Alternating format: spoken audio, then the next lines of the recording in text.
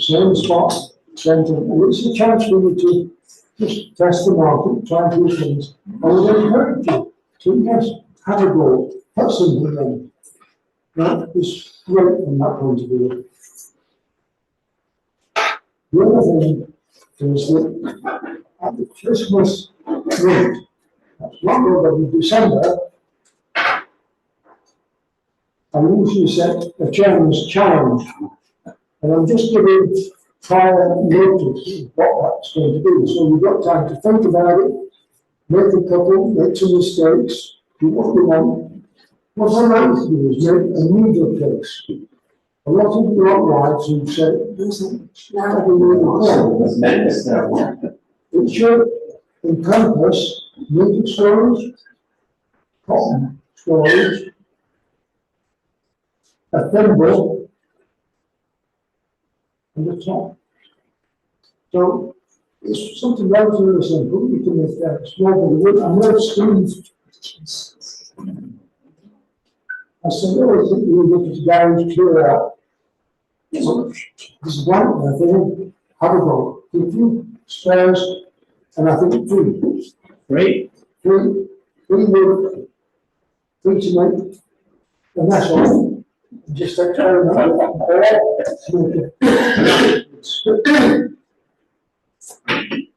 That said, the other thing is I'd like to introduce to you, although I don't think you need to much introduce me for it. The demo tonight is really aimed at that Christmas sale. What ideas, what do we make for Christmas, what do we give the grandkids, what do we do? And you don't need bits of great pieces of wood, don't need to be great. You know, is what you've got. So, Steve, always. Okay. Right, so, well, it's nice to see a few new faces here that I haven't seen before. I will be doing some turning tonight, but I thought I would start by talking about sale items.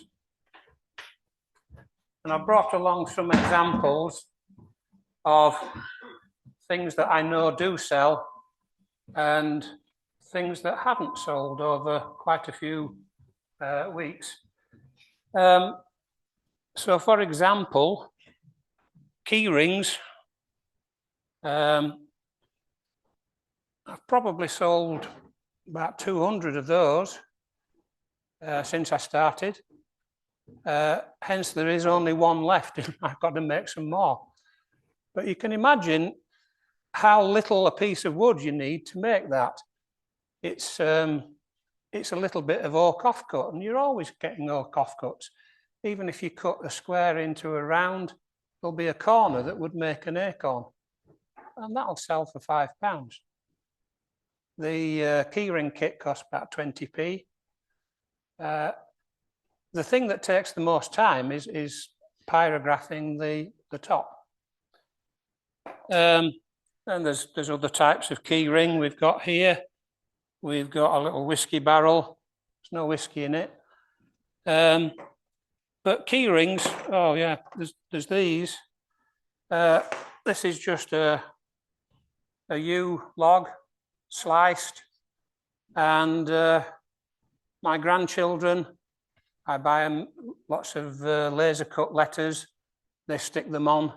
These are the ones that are left over. They make bigger ones with names on. £2.50. Gives them some pocket money. But we've sold about 50, 100 of them, and people are always looking for their initial. Christmas puds I've demonstrated before.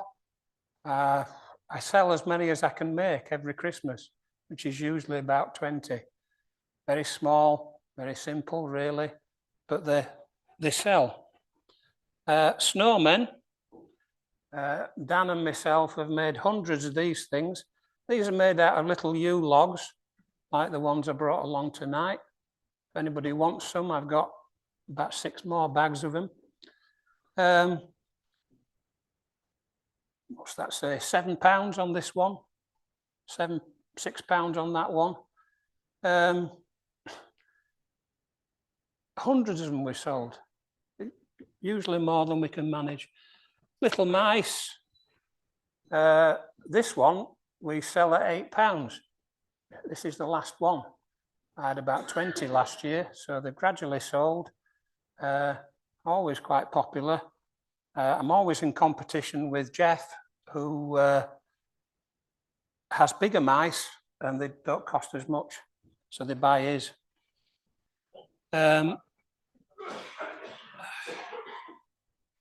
The fruit always sells.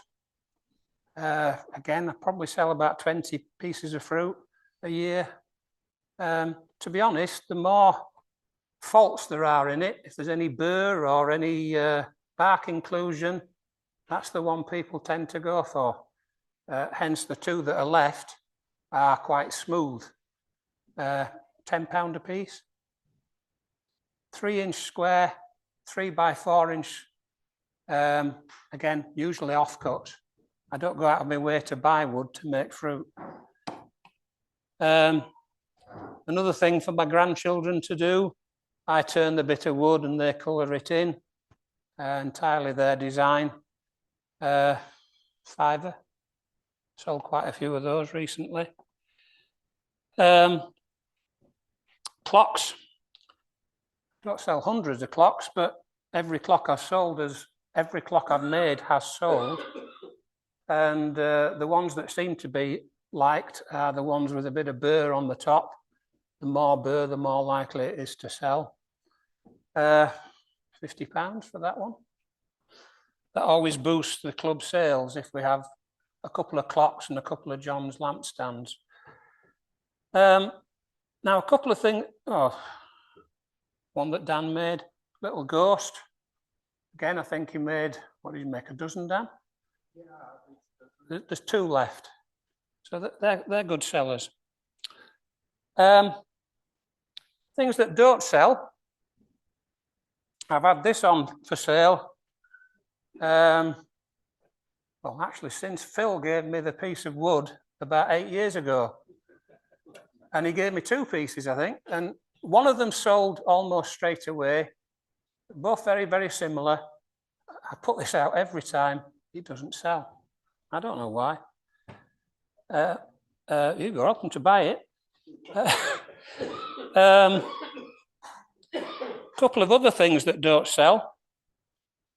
Margaret Garrard is has been one of our regular demonstrators over the years.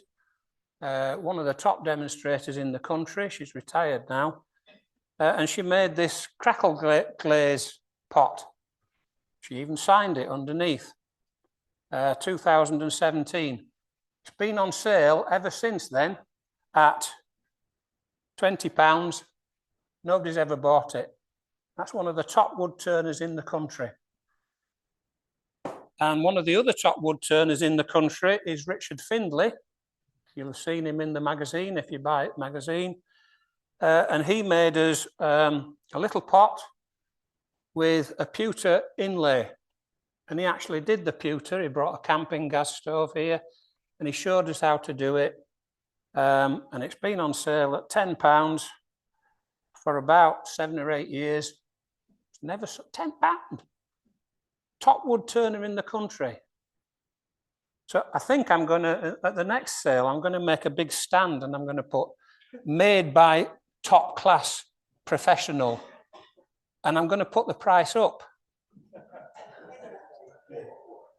The number of times John and I have talked about this, number of times that we've put the price up, either because we didn't really want to sell the piece because we quite liked it ourselves, or as a ploy, and then it sells. Sometimes people want to spend the money. But those two, they say, top class. You couldn't fault them in any way. Never sold. I asked Jeff to bring a few of his things along because Jeff is, I would say, the best at presenting his work. And what he's done, he's very disarming about it, but he's made some very simple things to get his table from being just a table like mine is. I mean, I've put 3 little steps here, which helps, but nothing as much as Jeff does. So these are just pinned together, bits of wood, painted with milk paint, 3 of them. He gets 3 times as much space, and it elevates everything. Some of his bowls, he just put them on the table. He makes these very simple tripods. Well, he says they're very simple. I'm not convinced. But for his trees, instead of just putting them on the table, he's made a stand with different heights for different trees. And he sold half a dozen, I think, at the last meeting, the last sale. His spatulas, he's put them on something to hang the spatula on. And they fall off the peg, you know, people buy quite a lot of those every time they come. The same with these chopping boards. He's made a little rack for them. And Jeff's doing this as a hobby. He enjoys doing it, and he enjoys making these things and thinking about how to present at a sale. So I would strongly recommend taking up John's request, and please put some things into the next sale. But if you do, have a think about how you might want to display it. A couple of things that I think is the case. If you make anything that's meant to have something in it, put something in it so people can tell. And, you know, I mean, I wander around in my garden. I might have one of those. I might have a pheasant feather. I might have some poppy seed heads. And I just collect these until I've got enough to fill up. But it's going to increase your chance of selling if people can see what the point of it is. So anything you make to have to hold items, put something in them so you can show what it is that they are for. See, this one, and it's another thing I might do, this has got a little glass insert. So maybe if we put a rose in or something and some water, it might show people what it's meant to be for.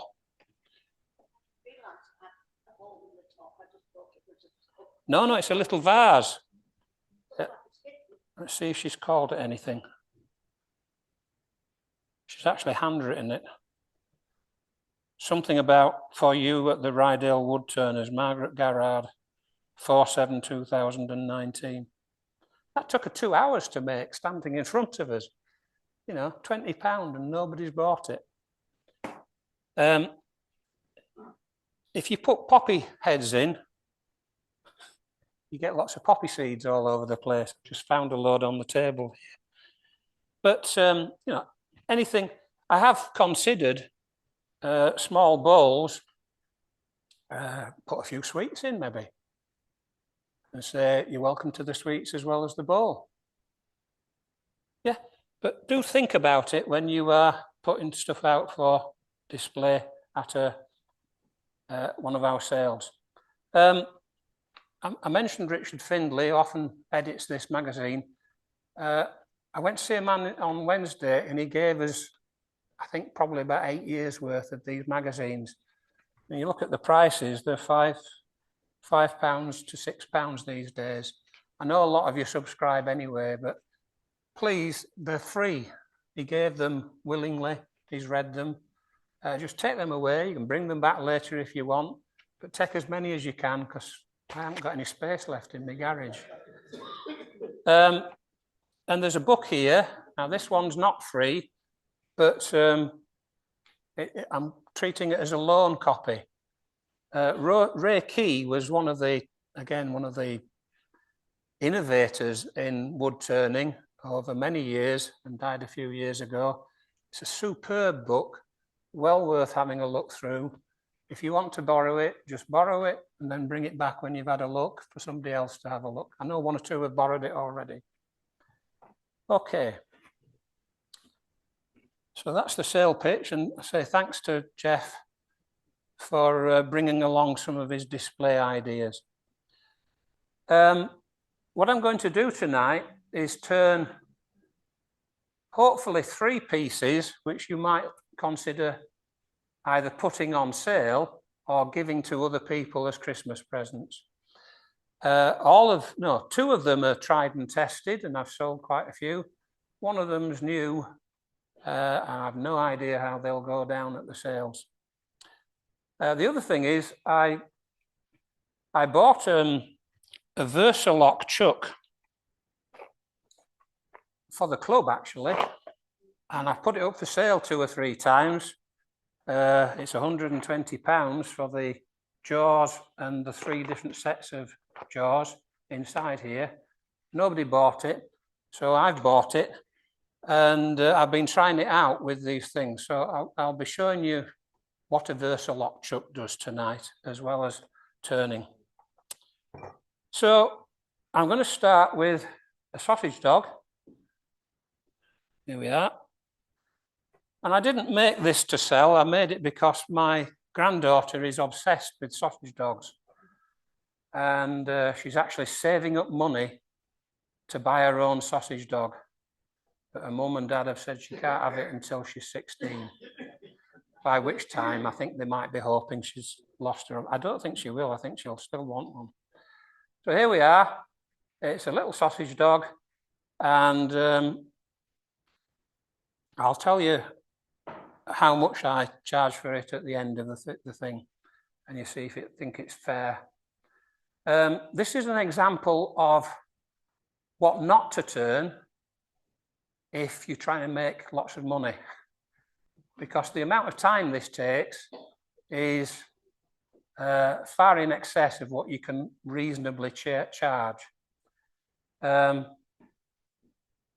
And I don't really like making these, so why I'm demonstrating them, I don't know. But something like this, maybe half the price, but I can do that in about 20 minutes. And that's made from reclaimed wood. And I love making bowls. I could make bowls and do nothing else and still be happy. But as I say, granddaughter doesn't like bowls, she likes sausage dogs. So here we go. Now, you've seen lots of wood appear at the back from John Lund. Even more came tonight. It's quite often Iraco, and this is a piece of Iraco from John. And it came in a plank which was that thick. So it was wider than it was thick. So I made it square so that it'll fit in the jaws nicely, but I don't throw wood away. And this piece of wood will come in handy later on, and you'll see why. So I always like to have things square if I'm going to put them straight in the jaws rather than putting in a rectangular piece. Now, this might be a little bit long for what I'm going to do, but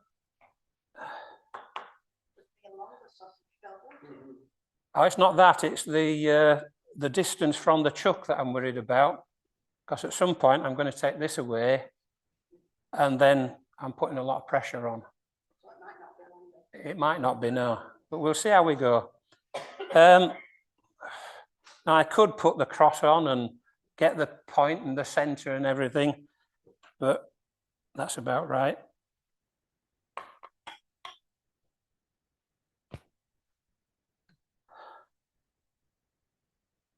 So I'll bring this up so that it's got a bit of support to start with. I'll tighten this up.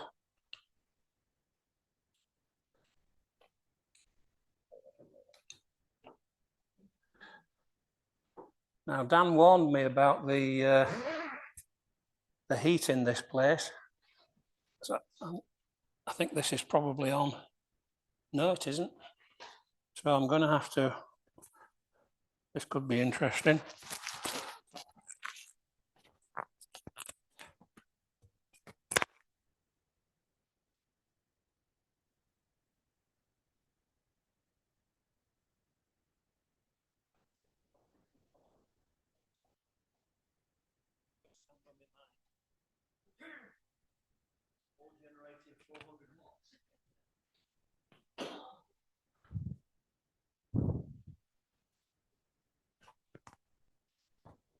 That's still okay.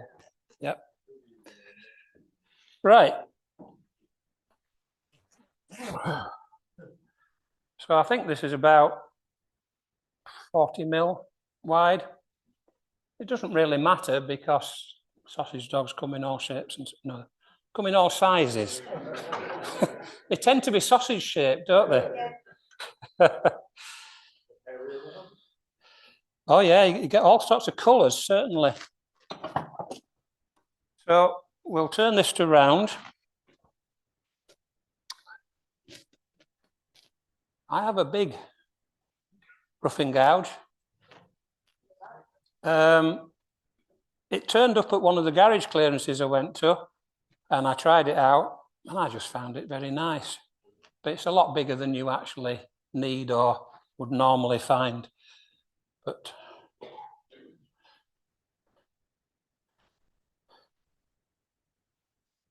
let's see.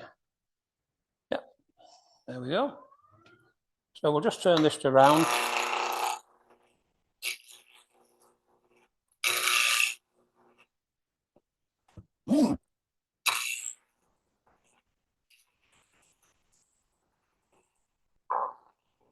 So for those of you that are new, if you're starting with a square piece, that means it's still square in bits. So I just take a bit more off. And eventually it's going to feel nice and smooth. See the difference there? Still a bit here.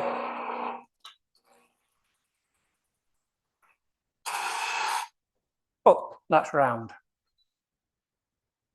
Okay, now there's still a little bit there. There's just a tiny bit, which I haven't cleared yet. It's not too important because I'm probably going to take the diameter down anyway. But I always think, even at my stage of turning, I still think it's good to do each pass as well as you possibly can, because it's good practice. And then this is a 1/2 inch spindle gouge, swept back, and it's a Henry Taylor Diamic, and that's my favourite tool. I use that more than any other tool, to the extent that I've already worn one down. I bought another one. They're about that long to start with, and this will go down in probably within the next 6 or 9 months. So tools do need replacing. I'm going to start with his head. And his head is really a pear. So from here,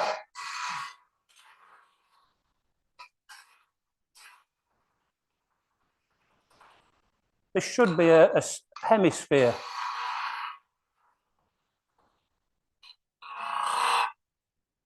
And then the front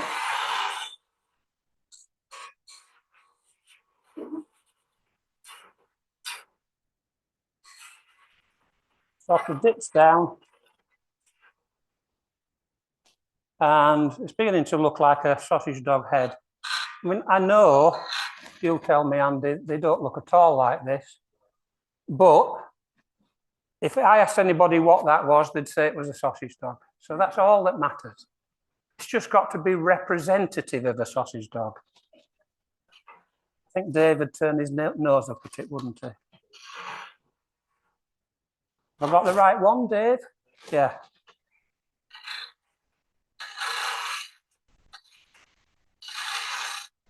So I could spend a while looking at that, I mean, whether it should be longer and thinner or whether it should come down a bit earlier.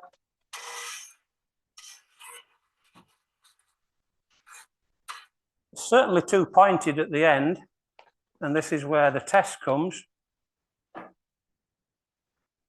because I need to get rid of that little hole at the end. And that's 6 inches from the chuck. Now you notice that these jaws, one good thing is they're quite deep. So they've got a good grip on the wood. So it should be okay. But you always need to be very, very careful when you're turning at that kind of distance. I think that's looking, yeah. This one's got a bit of a longer snout, but I'm just going to take a little bit more off here.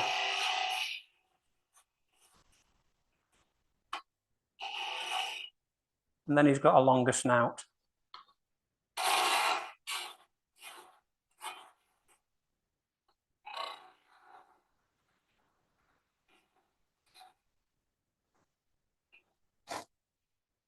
Now, while I've still got some thickness there, I am going to do some sanding tonight. I know a lot of demonstrators don't bother, but it's quite important for this piece because it helps you refine the shape as well, particularly the end of the nose.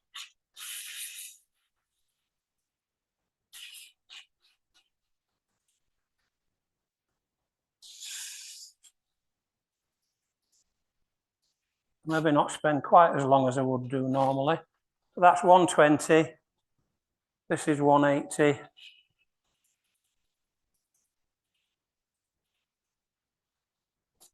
Uh, 240.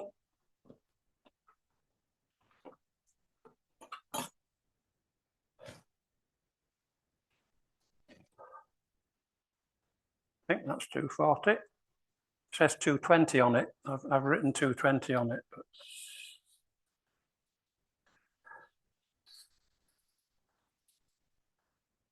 And I'll stop at 320. That's more than enough for this kind of piece. There we go. So you can see the difference between a sanded piece and this rough piece that well, I mean, this has already been turned, but it's still very rough. Iroko has got a very strong grain that way, and it tends to splinter. So it's important that you can see it with a bit of sanding. Now I've got to get the end of this off.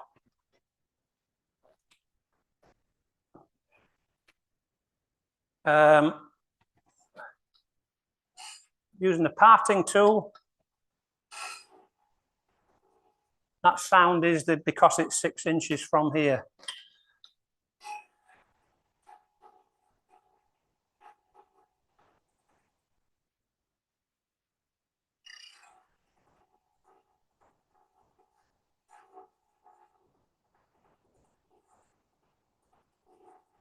I'm trying to continue the curve round.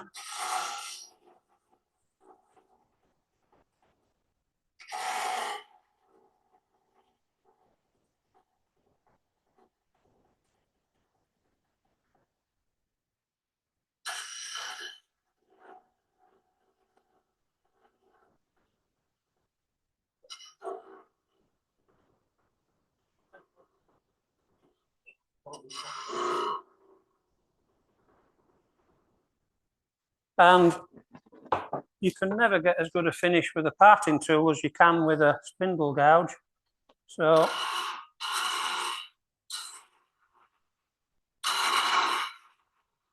that's just to give me a little bit of access to the teeth. And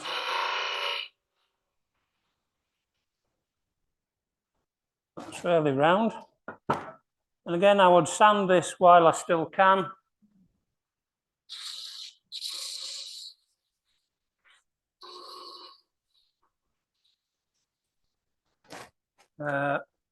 Again, go through all the grits. 180, 240, and 320. And then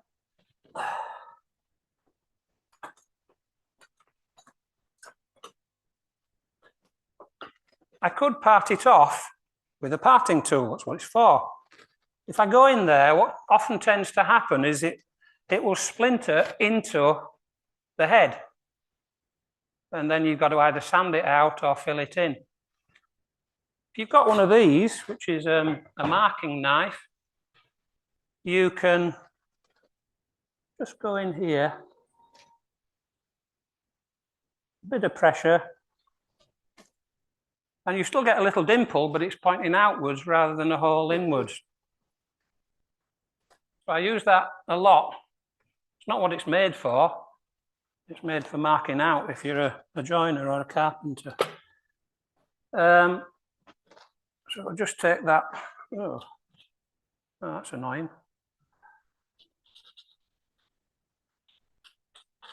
I haven't quite gone far enough. There's still just a remnant of that hole, which I didn't see when it was on the lathe.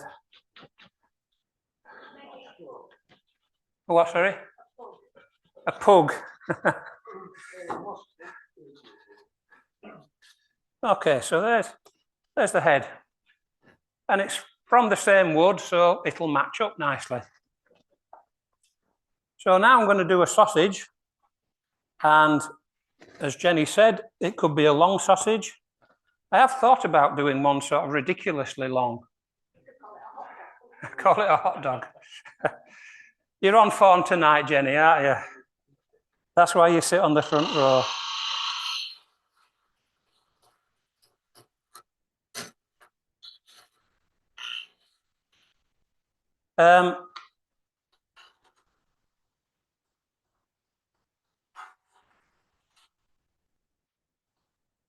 Again, for those of you that are new to this game, this is called a shearing cut, where I'm using the edge of the swept back. I'm going to cut myself then. The edge of the blade is against it rather than pushing round. I could push round, just need to be a tiny bit lower.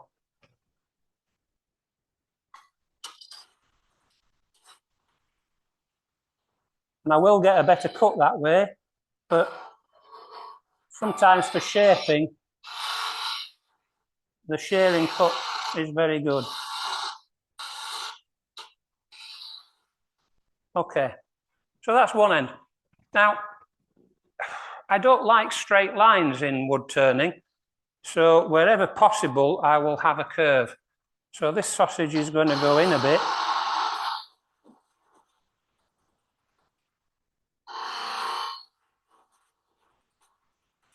Not a lot.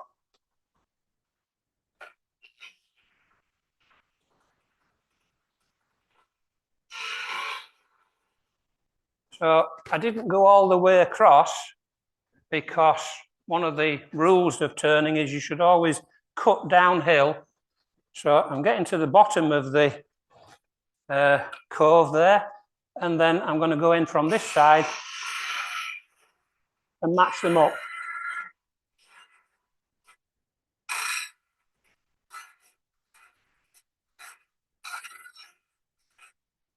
Okay.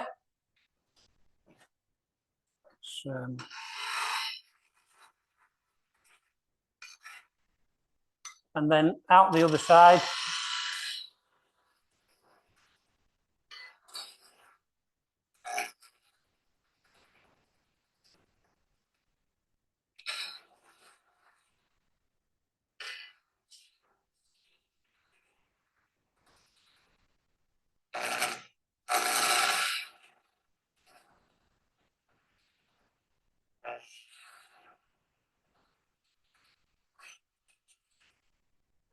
So I've got a sausage.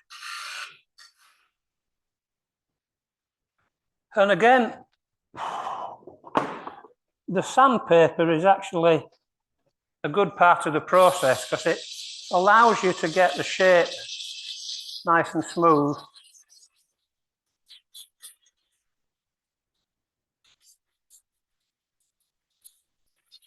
So this is a 120 grit.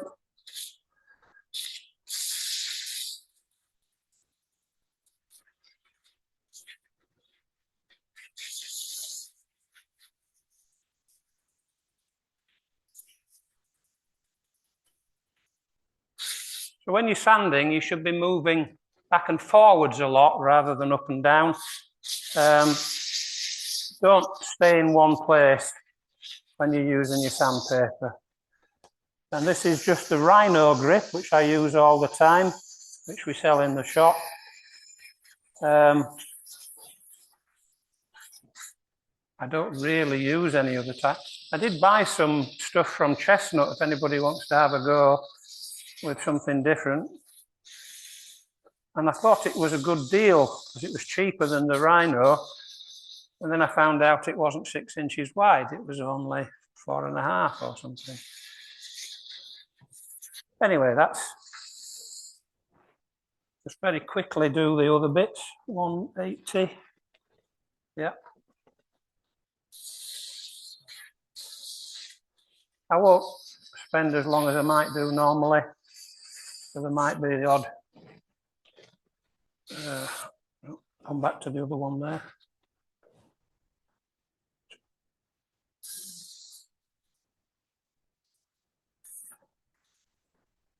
And then we've got to get this bit done. So I'll do it exactly the same way as I did with the head.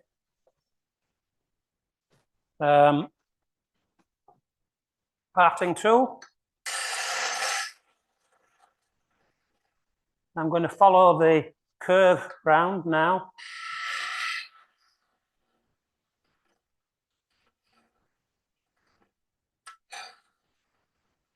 Shuddering a bit because I'm quite a long way from, well, there's two problems. One is I'm a long way from the centre of the rest.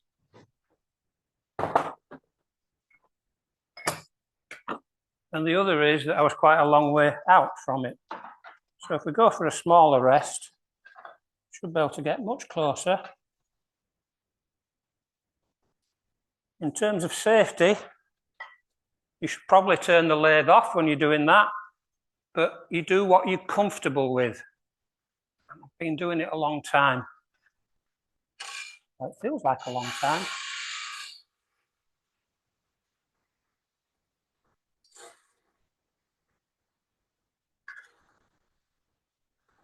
So you can hold that on a very small point. I'll just smooth it off with this.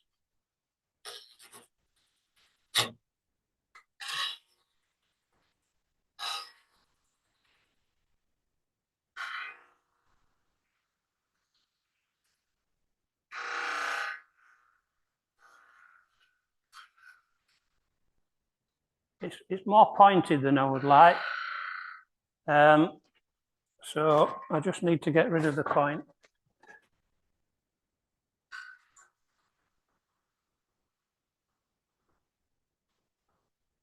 Beginning to wobble now because it's on about 3 millimeters there. And again, if I get my little marking knife,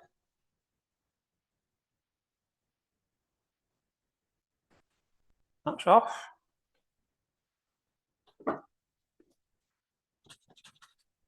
Again, could probably smooth that off a bit better if I wanted.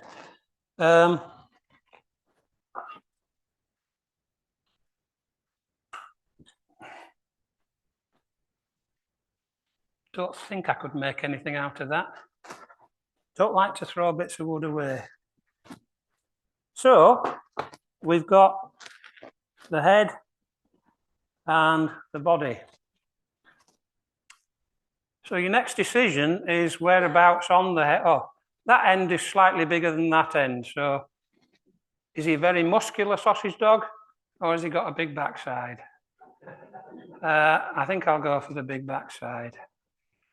So I've made some of these and I put the head much lower down and they look a bit fed up, which sausage dogs can do sometimes. So we're going for somewhere around there probably. And to do that, we need a 6 millimeter drill.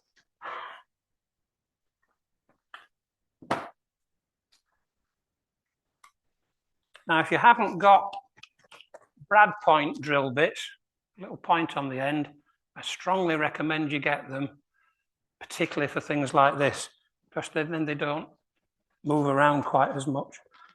And we should be able to get, I think I said somewhere around about there.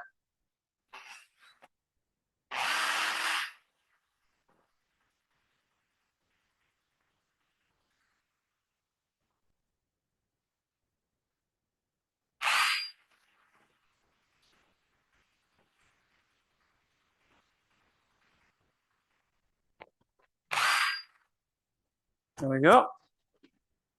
And we've got to do the same. Sorry? Oh yes, that's the only reason I am this shape.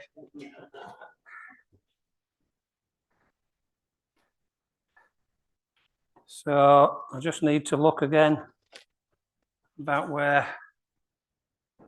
Yeah, that looks about right. So about there.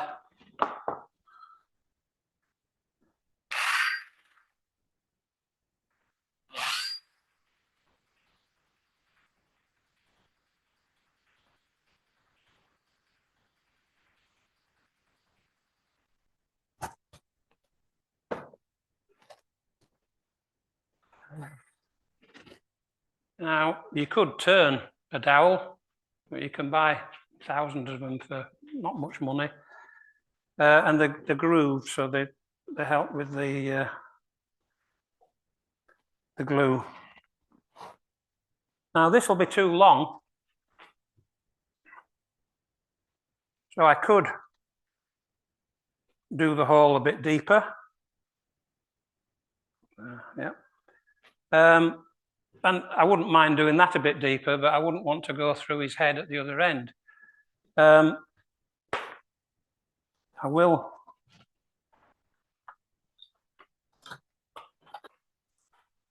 Once you put these in, you can't really get them out again.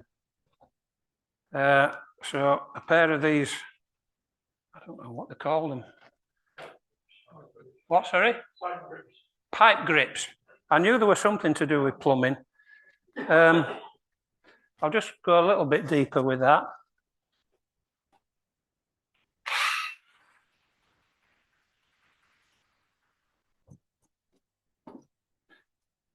But one of the things I've hummed and hawed about whether I should bring is this machine here. And I thought I would bring it because it's one of the things that I use almost as much as anything else in my workshop. And I'll use it half a dozen times tonight. It's a bit noisy, I'm afraid.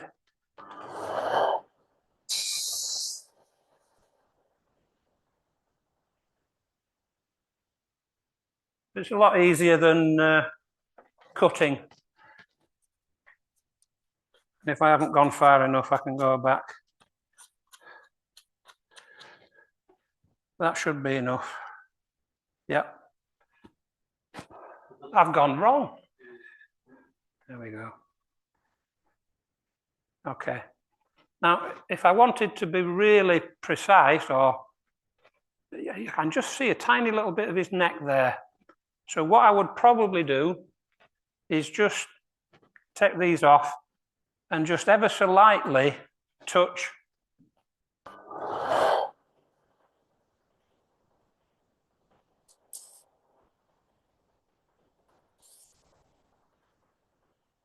on both sides. And that gives it a flat area to join up. And then I shouldn't be able to see the neck. So it's quite a long one. It's longer than this little fella. But he's looking all right. So next I've got to do some ears and some eyes and some legs. So that didn't take long. That took about 20 minutes. I could probably do it in less if I was at home and I was making a batch of them.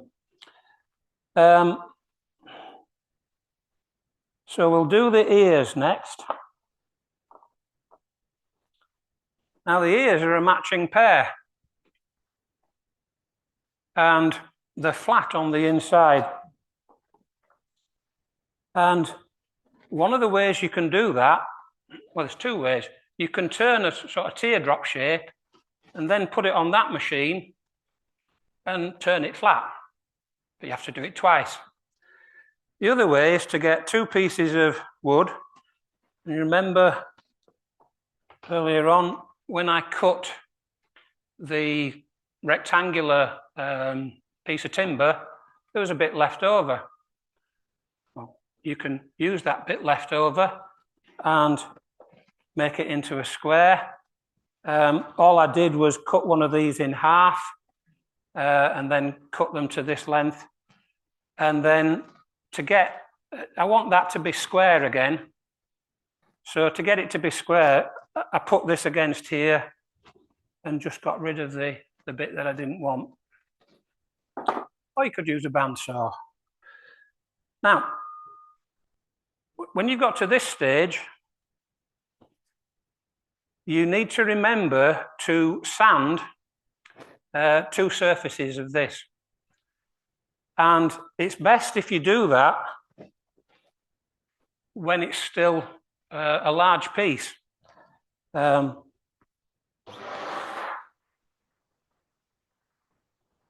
See if you can see why.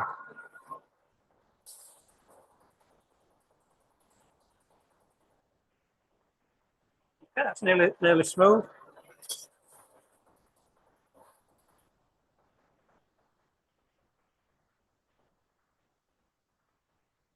The larger the piece you've got, the more likely you are to be able to hold it on here. And the smaller piece you've got, the more likely it is to go down there and never be seen again. So I've already sanded two sides.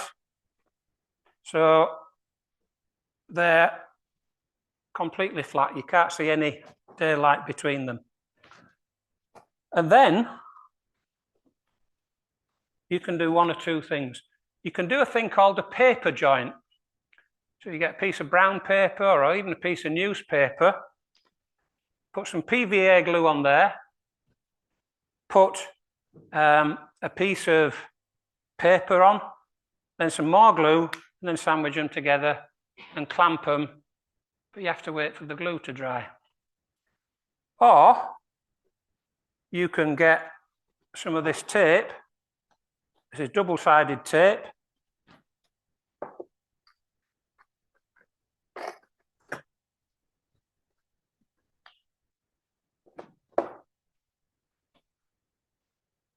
And put a piece on there. Try and get all the wrinkles out. And then the hard bit is separating this covering from what's on. But we'll just snip it to shape first. You could use a Stanley knife, might be better. It doesn't have to be accurate. I find separating these things incredibly difficult. So this could take the rest of the demo. Oh, I think I've got it. No.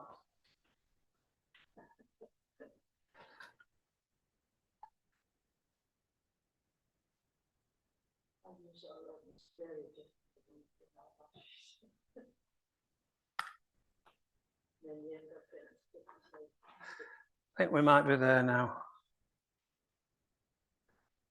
Yep. There we go. And then you put the other piece on here.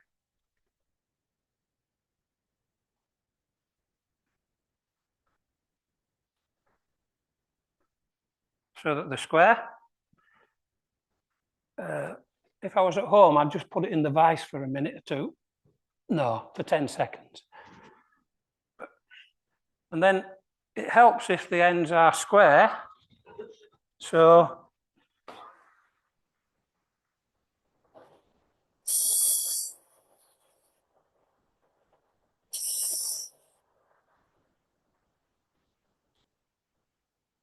The ends are now square.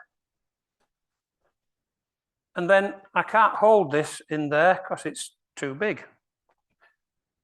So Record have come up with this idea. I'm not a record, well, you'll find out that I'm not a record salesman. Where instead of taking off the big jaws, which can take quite a while and you end up losing some of the little screws,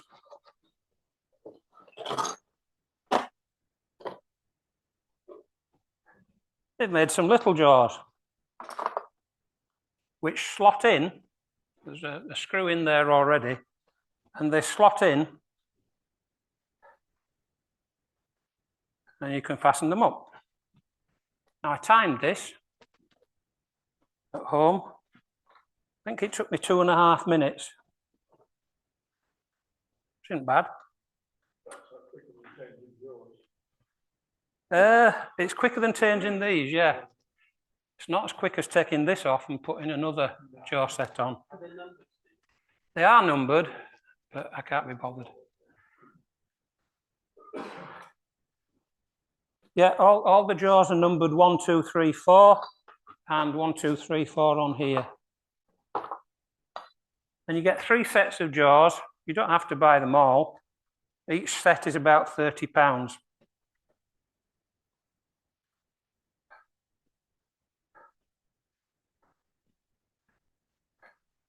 And of course, if you were doing one of these at home, you wouldn't do one. I'd strongly recommend that you always do things in batches. And when you put things out to sell, I am convinced that they sell better if there's 4 or 5 of the same thing there. So if you look at Jeff's display, you know, he's got half a dozen cutting boards. He's got 10 trees, half a dozen mice, spatulas. I'm sure it helps to sell rather than just have one thing of a particular kind.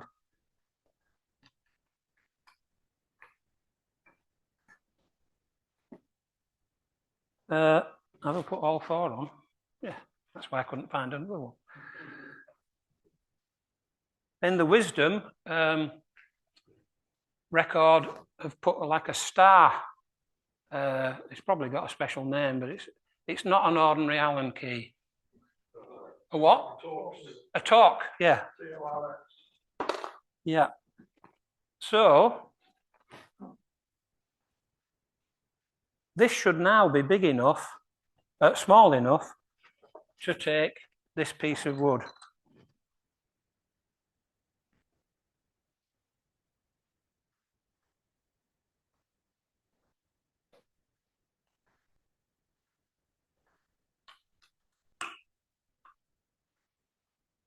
Now this technique brought a couple of things along. If you were making a mantelpiece and you wanted some brackets to hold it on, you could have 2 of them. So what you do is you get your piece of timber. So this would have been a rectangular piece, and you cut it while it is still rectangular on your bandsaw. Take it apart, put your glue, paper, glue back together, let it set overnight, and then you can put this on and turn it to get this shape.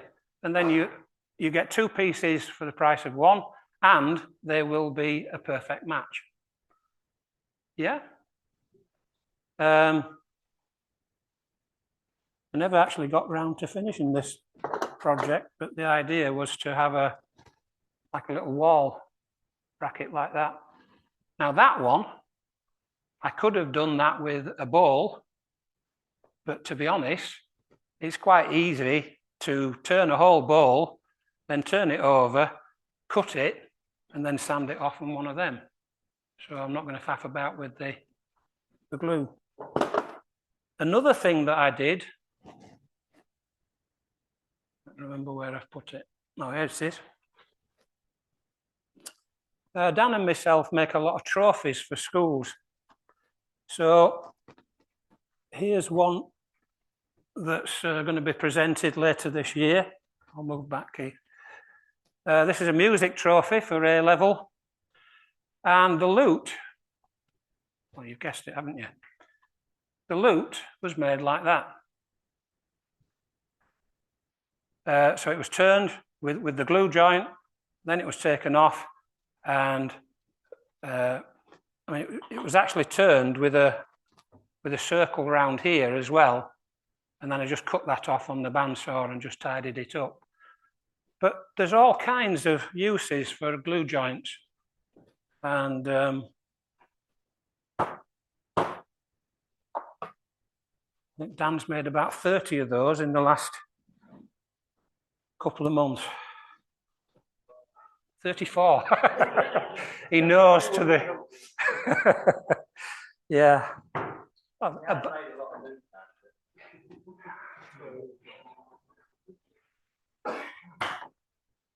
I'd expect nothing better from you. Okay, so now we want to turn a little teardrop, which will become a pair of ears. And again, 1/2-inch spindle gouge. Okay. I always wish that demonstrators would say what speed they're turning at. This is 1800, and I can go up to probably about 2000. Mine is set to 2000 at home,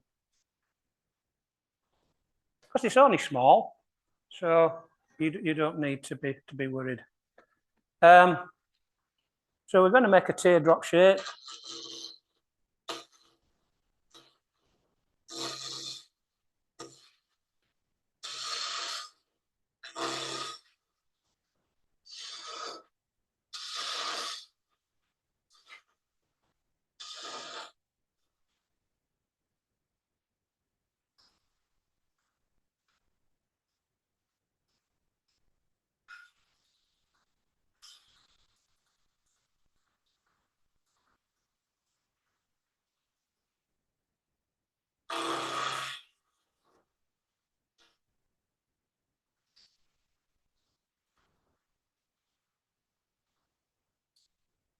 That's 2 barrel shaped, is that?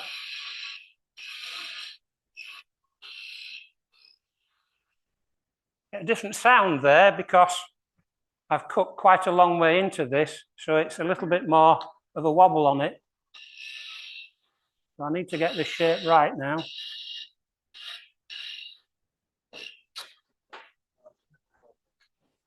Oh dear. As I said, I've made that too narrow too early, and I can't see where it is.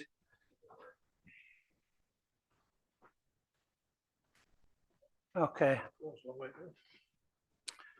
So it is a relief that I brought a spare pair that I did earlier. But I'll just show you the process for this. Well, I could actually, but I won't. There's enough wood left in here. I can bring that out and I could do it again. But I'm conscious of time, so I won't do it.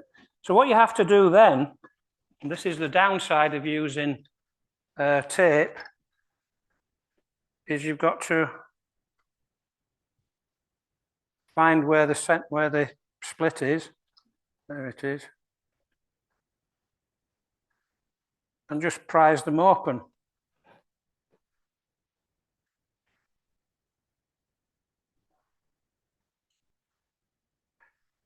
Which can be a bit fiddly.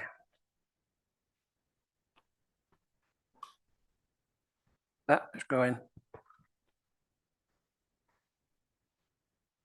Now, if you're lucky,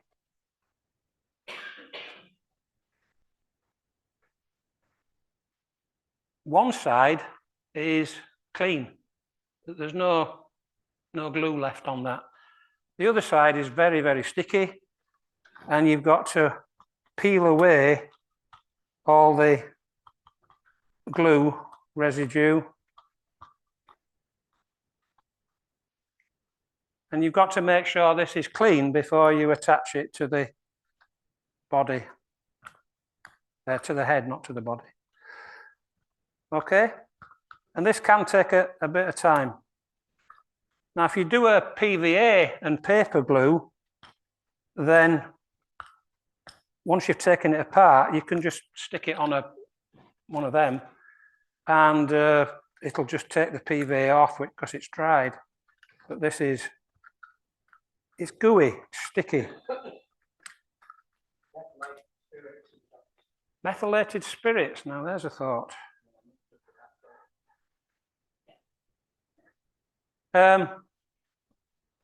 So, you persist with that, and eventually you will get to smooth sides. As I say, there's one I did earlier. And then we've got to put them onto the head.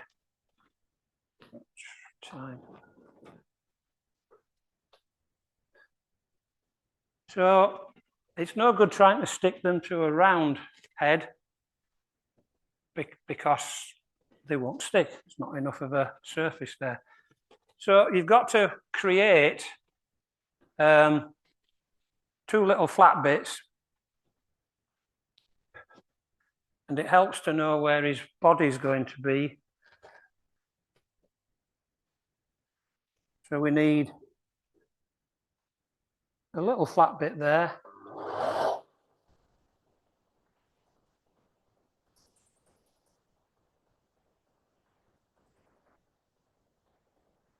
And a flat bit at the other side.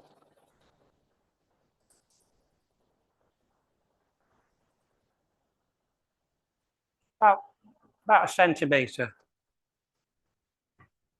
And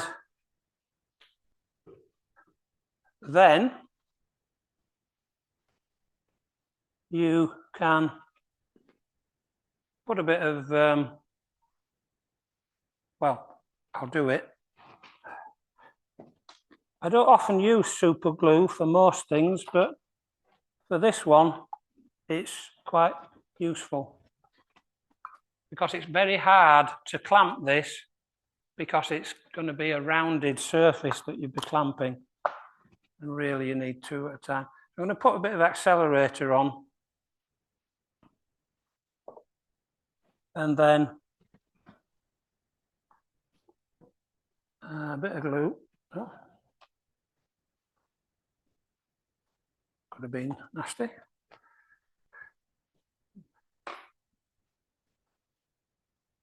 There we go. So now I want it on the other piece, don't I? Bit of glue on there, and then hold it together. Apply a bit of pressure for 10 seconds. That should be enough. Oh. Look, it is enough.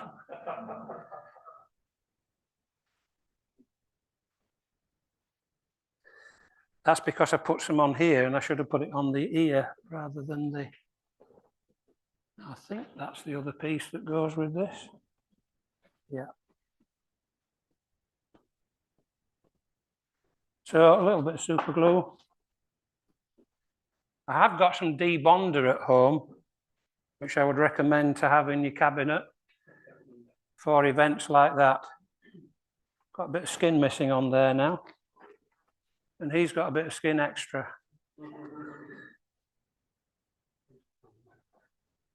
So, there we go. Quite droopy ears for this one. No problem holding them now because I've got 2 non-glued surfaces. I hope, yeah. Okay. So there we go. I'll just do his eyes before we break for some tea and coffee.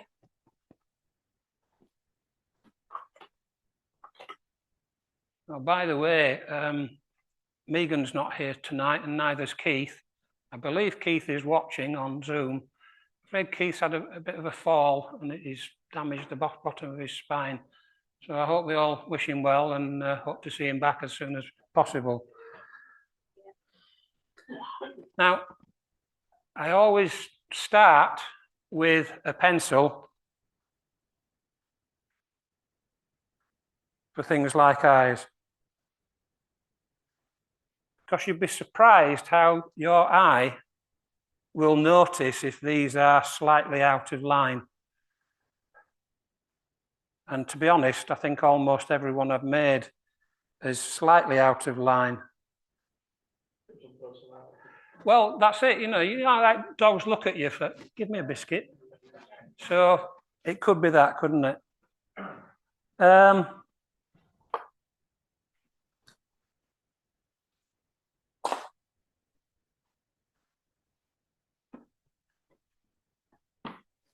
So these will go in on a 3mm drill.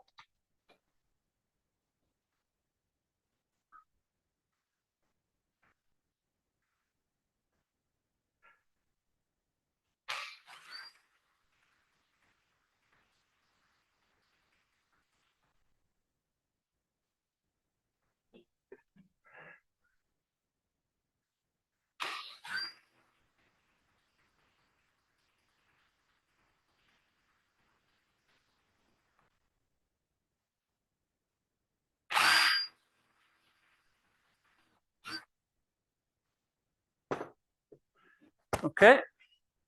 Now, after the break, I will show you the other set of jaws that lets you turn the eyes. Now, you could buy little glass eyes, little like dressmaker's pins, map pins. Jeff's the man to know about this because I think he uses them on his mice. But I like wood turning things.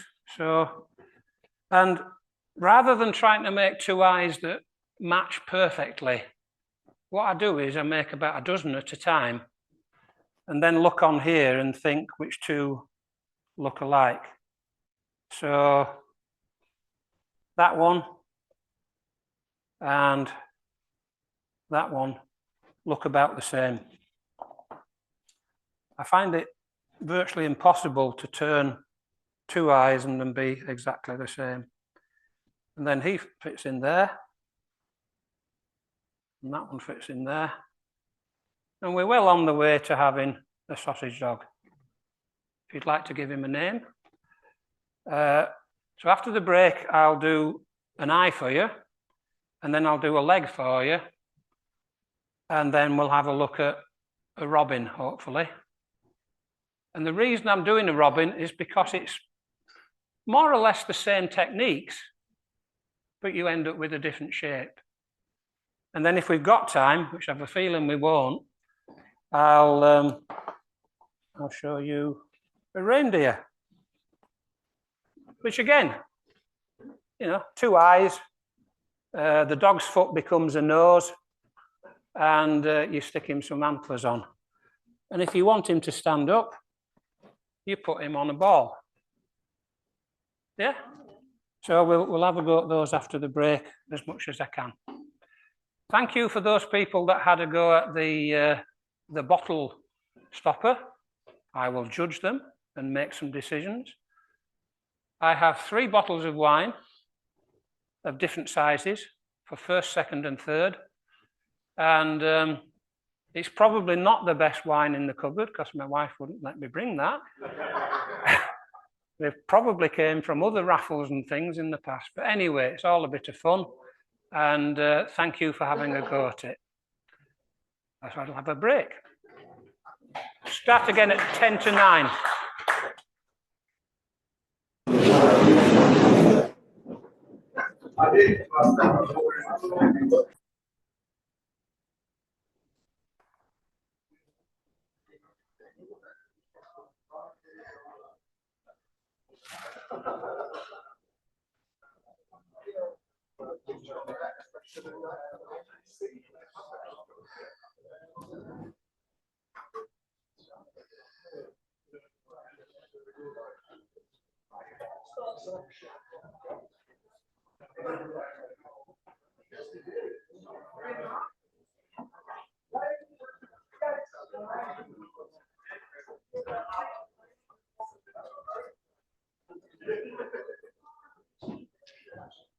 Okay. Let's try and get this done.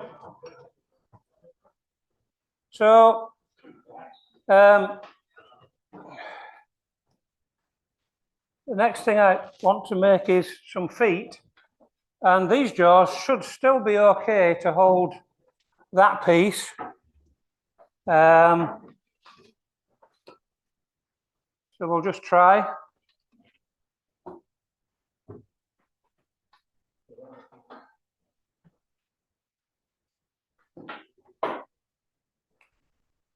Yep. Just a reminder, if anybody wants a ready-to-make needle case, there's a dozen of them at the back there, just where Lance is. Feel free to take them, even if you want to make something else out of them. They're just handles that somebody made, and nobody bought them for 50p each, so they're free. Right, so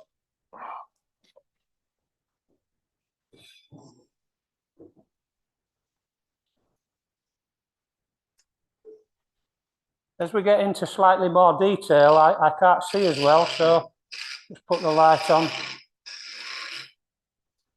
And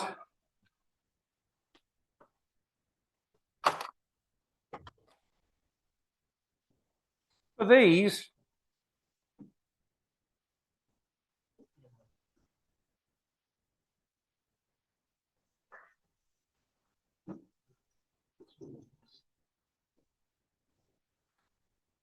it's important that they're as close to the same as possible, because there's 4 of them and they need to fit.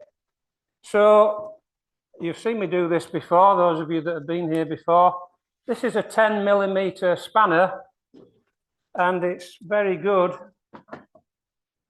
to use to get the right diameter.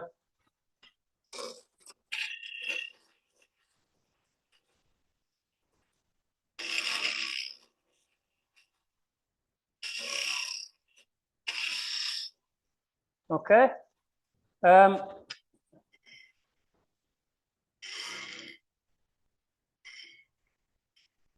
Get that off. And I'm going to make a ball shape.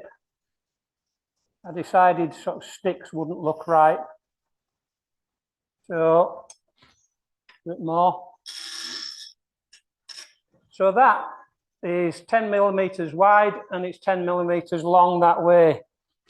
And your eye tends to deceive you. That it's always a little bit more than you expect it to be.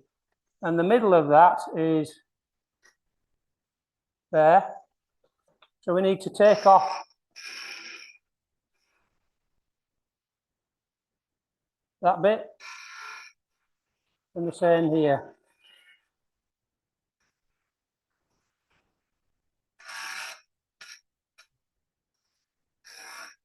Now, it doesn't have to be a perfect sphere because it's only a foot after all. And sausage dogs don't have spheres for feet.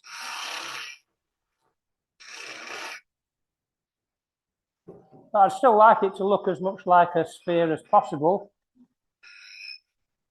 So, doing everything by eye here. And then it's going to fit in a 4mm hole. So I managed to find these tiny spanners, I think at Harrogate one year. And one of them is 4mm, that one. So we can go in with the parting tool and just make sure my sleeve doesn't get caught in the chuck. There we go.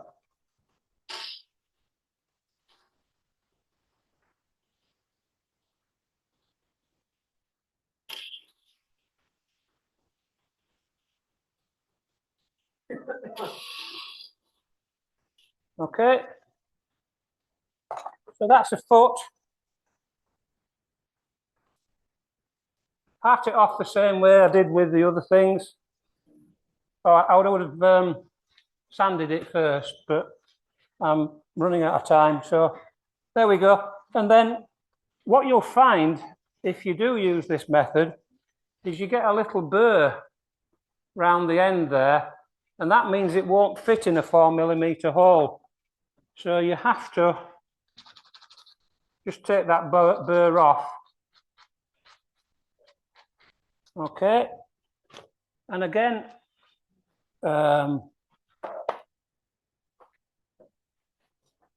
make a few of them and decide which ones look about the same size. Okay, I'm not going to do all 4 of them tonight. You then get your sausage dog. Now, to drill the holes, where is my sausage dog in progress? There he is. Now, I said it was important to try and get the eyes lined up as well as possible. It's very important to get the legs as symmetrical as possible. Can't find what we were talking about, Dan, where you can't. Oh, there it is. So I actually draw a line underneath in line with that peg, which is his head. Sometimes it's worth taking time. Other times you can do things by eye, but your eyes will deceive you. And then there's a pair of dividers, which I've set to 10 mils, I think. And I'm going to have some legs there, put a dot, some legs here, put a dot, some legs here, put a dot, and then some legs here, put a dot. And the reason I'm doing it that way is because if one's further out than the other, it's not going to stand very well. Even doing this, it's probably not going to stand very well. But it's worth taking the time to get the measurements reasonably accurate. On this one, his legs are much wider apart. And I think they look a little bit too wide. So on this one I did as a run through, I've made them much closer. And it's what I said earlier about making a batch of things. If you just make one thing, you're not really going to learn much from it. If you make half a dozen or 10, one after the other, you will learn, what looks right, what doesn't look right, what's hard to do, what's easy to do. So I'd recommend always making half a dozen of the same thing. Okay, so we get the legs, we push them in. You can't get them out once you've pushed them in, but I haven't put these in yet. So there's a 4mm, drill a 4mm hole, push it in, and then you'll find that it doesn't quite stand up. So this is where this comes in.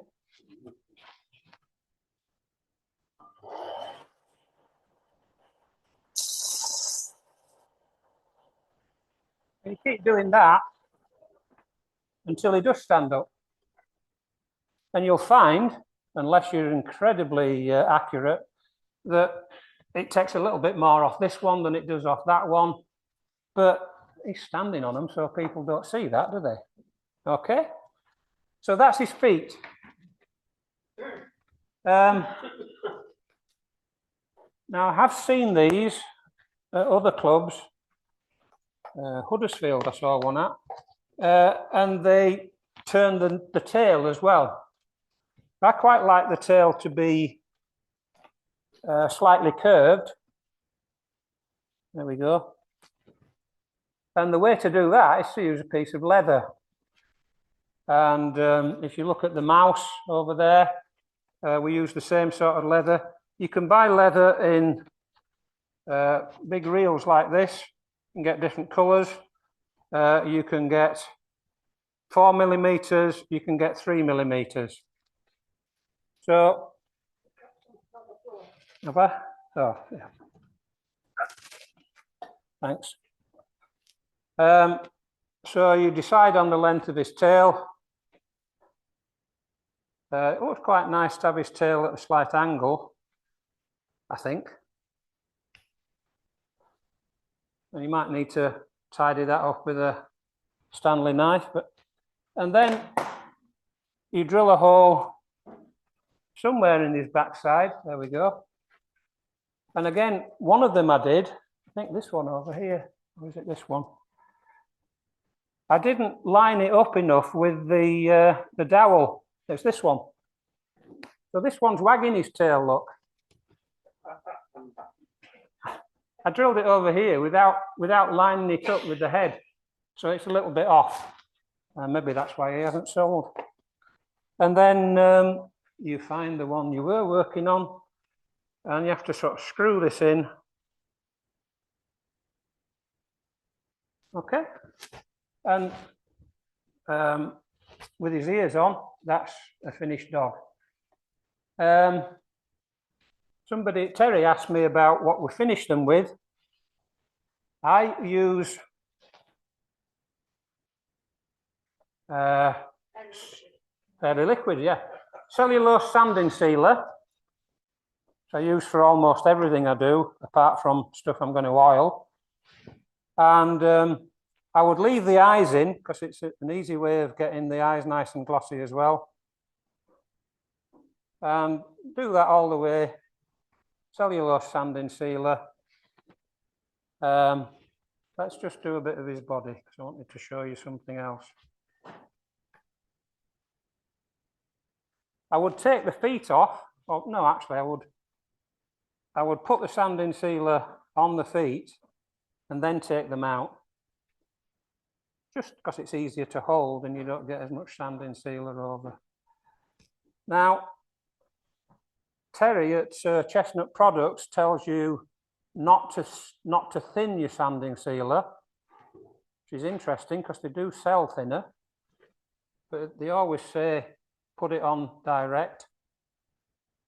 Other people will tell you you can buy a gallon of cellulose sealer from a garage supplies a lot cheaper.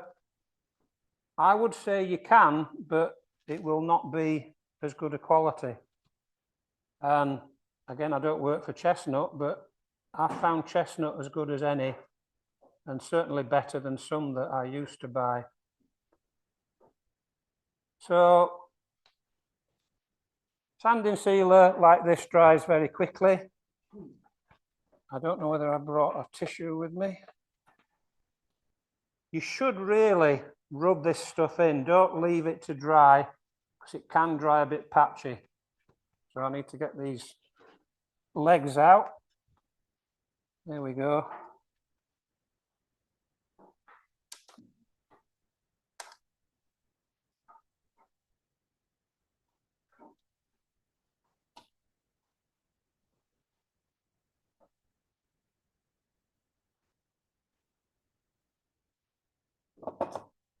Okay, just need a little drop more on.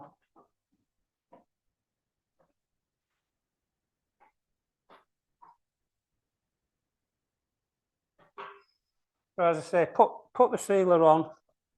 So this is about 25% thinner and 75% sealer, roughly. And it's in a fairly liquid bottle, because then I don't need to worry about my brush drying out hard. So there we go, we've got him done. That's already dry. And the final finish, I use a wax finish. And again, I'm going to show you something that I use. So,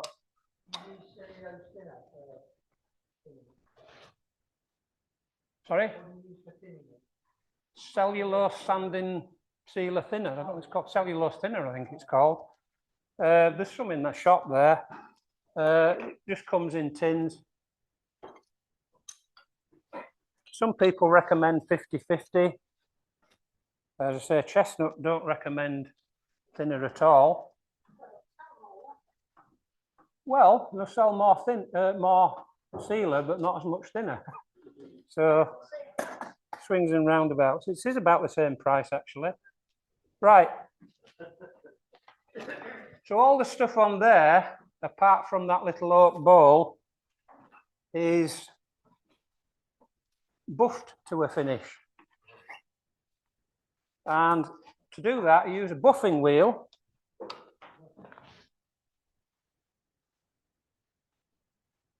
And you use 3 different buffing compounds. So the first one I call Tripoli, and it's got abrasive in it.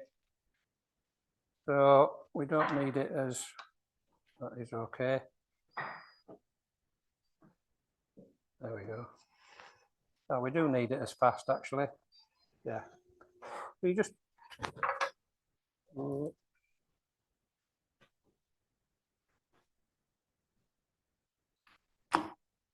now at home, I have the first lathe I ever bought, I've taken everything away from it and it's just fixed up like this. So I'm hoping this will stay on. Okay, so you just put a little bit of stuff on it. You find the thing that you want into buff and you just work your way around it. And this makes it smoother because it's got abrasive in it.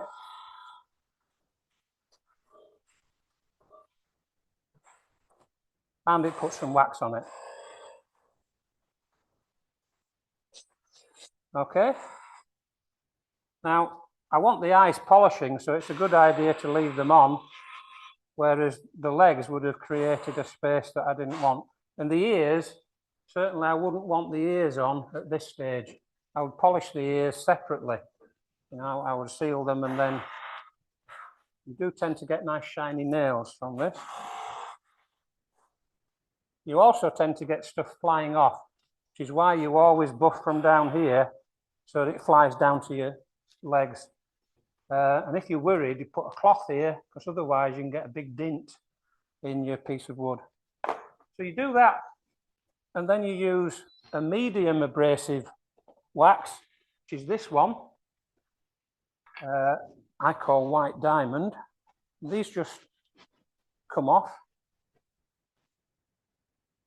Because if you put this wax onto here, you'll never be able to use it for this again. So you get rid of that and you have a different wheel for white diamond. And this is softer. And you put this on. You hope it's going to stay on. Then you get your bit of wood. And you do exactly the same again. And this will make it even smoother still. And it's putting some more wax on. Okay. For his eyes. You then take that off. So you can get a mandrel that's got all 3 wheels on it. So you can just go from one to the other and then to the other. But you can't adapt. You've got to either buy that and the 3 mops that go with it, or you've got to buy this setup. The mops from this don't go on the 3-wheel one. And the 3-wheel one, you have to be able to put this up to the end. The one I've made from my old lathe is just this bit. So I couldn't use a 3-wheel one. Right, so I've put the last one on, and this is carnauba wax. So you can use this directly onto your wood, but you'll get a better finish. You don't need much wax on. And then exactly the same again. And this should give it the final finish.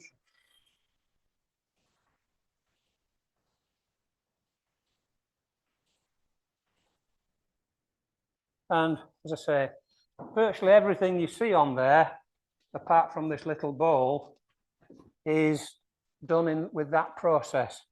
The bowl has got oil on it because it's a piece of oak, and oak looks nice with oil on. So it's a much duller finish compared to the really shiny stuff you get for the ornamental stuff. So that adds to the time that it takes. So 9:15 now. How long's that taking? About an hour to make a dog. What are you going to sell it for? Well, the first one I made, I gave to my granddaughter. The second one I made, I put in the Thornton sale, and I think it sold in half an hour.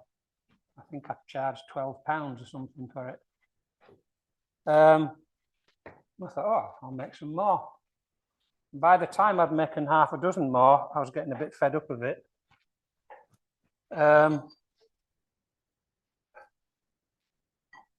So I put £20 on them. Because, you know, an hour's work, even at minimum wage, that's £12. And then you've got all your finishing and your work done, your lathe and everything. 20 pence for your piece of wood. Seems reasonable. I mean, even one of those feet, I time them to make a foot takes 4.5 minutes. You know, that's £1.50, isn't it? Minimum wage or something. So I didn't sell any at £20. So the next sale, I put them on at £15 and I sold all of them. And this is another piece of advice about selling. Don't go too low. But if you go too high and you really want to get rid of it, because you want more space, then just bring your price down. Dan and I sell a lot of stuff online, and we make trophies like this one. And people will ring up and say, I want this trophy, and we'll say, oh, like £120. And then we realise how long it's going to take, or how long it's taken us to do it. So we put the price up £10 next time. Or if it wasn't as bad as we thought, we put it down £10. And what we find sometimes is people want to spend money, particularly if we're making a commemorative trophy. You know, they want it to be special. Now, we don't want to exploit people, but they'll pay £150, £200 for a trophy if they know it's been handmade and hand designed and everything that's gone into it. And I think that's fair enough. And realistically, you know, £12 is not really, shouldn't be a wage that you'd be working at. If you said £25 an hour, which is still quite low, you know, you can get a plumber for £25 an hour. 120 for a piece like that wouldn't be unreasonable. I was at Castle Howard, Arboretum the other day, and they had some little pieces like this. £25. I put £8 on this in our sale. It was just £25. It didn't, but I had about 8 of them, and I think 3 of them sold. So that's fine, and that'll go in the next sale. Little ornaments like this, they were on sale at £20, £30. Now, I admit that the shop itself will be taking a commission, so fair enough. Then again, we take a commission. We take 15 to 20% to help pay for the rent and, you know, nights like this. Okay. The one thing I haven't done yet is turn an eye. And I would like to do that. I suspected I was going to run out of time because I always do, but that doesn't matter. I can talk through the other things. I will turn a robin. No, this bit. Right, so to turn an eye, eyes are only 4 millimeters wide. I want to take this piece of wood out first.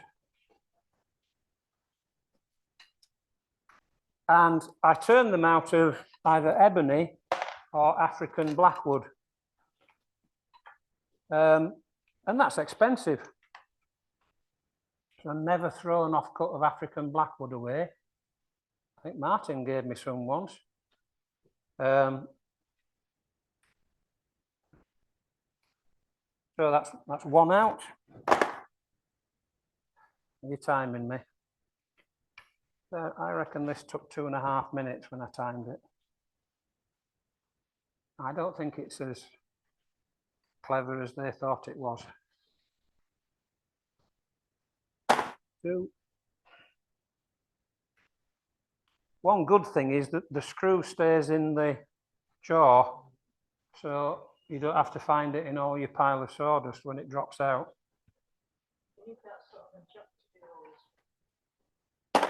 Sorry?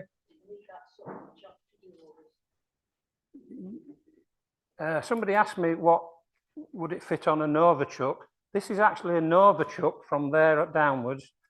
So Nova and Record are interchangeable. And somebody also said that Viper, the Charnwood ones, are the same. But you do need this bit. Those are your sort of standard jaws.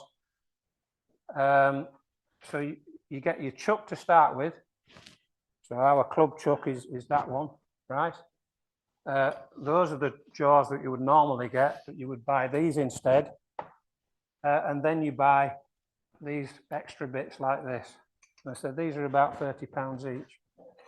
I'm going to put these for all 4, yeah, for a set, yeah. So these, I really like these bullnose jaws. 1. Could probably use an electric screwdriver or something. Once you've got 1 in, you don't need to hold the jaw.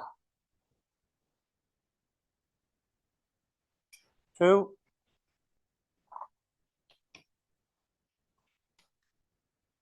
I don't know, some of you will have been at Chris Parker's demonstration about 3-4 months ago, the bald woodturner. And he had something called an easy chuck. And all he had to do was press a little, he just did that, and the jaws came out, which I think is great.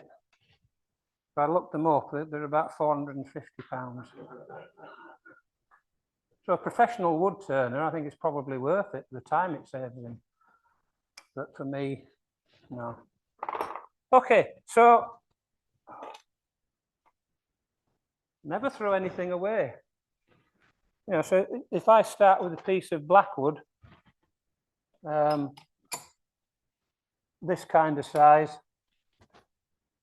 or any kind of size, I can cut it to this size. If I turn an eye out of that, I'm wasting quite a lot of wood. All I need is 4mm. So like a matchstick is going to be enough. And these jaws will hold a matchstick. They'll hold a pin, actually. I keep putting the wrong thing in.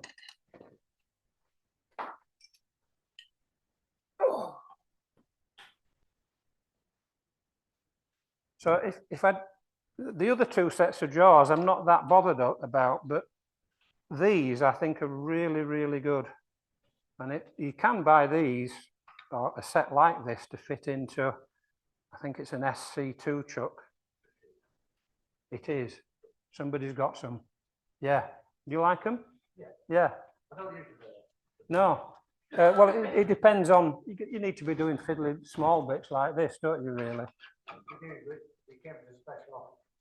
Ah, right. Yeah. The 2 things that are good about them is that they'll hold very small pieces, and you can get in at this angle without worrying about catching the jaws. So it's very, very useful there. So this needs to be 4mm.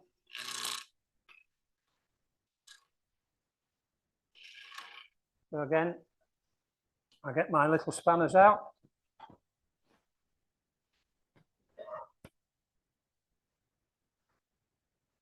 I've already got my little spanner out.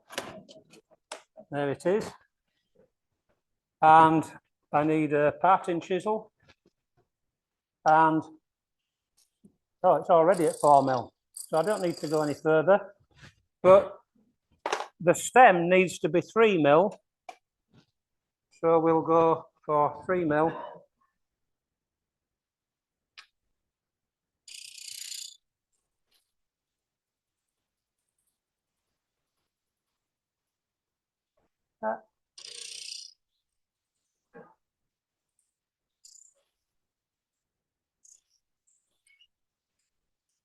And even though it's small, once again, it's worth taking the time to get it rounded. And just slightly rounded on the inside as well. Like that. And I would go through the grits on it, and then I would part it off with this little thing. And I'd put it in my rack, and I'd match it up with some that I've made or I'm about to make. Okay, so I say you get it. What I'm trying to show you is the same techniques will make you lots of different things. Now, when I was taking the dog's feet out, it shows you one of the problems with Iroko. That happened. It's very prone to splitting down the grain, is Iroko. And because I was putting pressure on with those pipe pliers, pipe grips, it split. And sometimes when you're turning, it'll split as well. So maybe Sapele might be a better thing. I think this is Sapele rather than Iroko. You could use any scrap of wood, couldn't you? I mean, Dachshunds come in all different sorts of colours these days. Oak could work quite nicely, or spalted beech. I've seen spalted beech Dachshunds. Okay, so there we go.